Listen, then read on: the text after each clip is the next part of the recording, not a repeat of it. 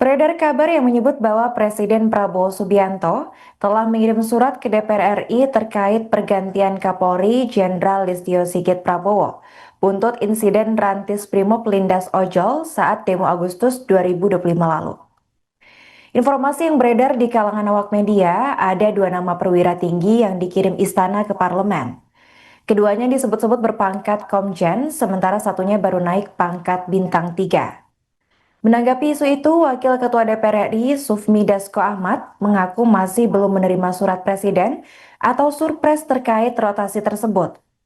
Ia menegaskan bahwa pimpinan DPR RI belum menerima perintah apapun terkait pergantian Kapolri hingga Jumat 12 September malam.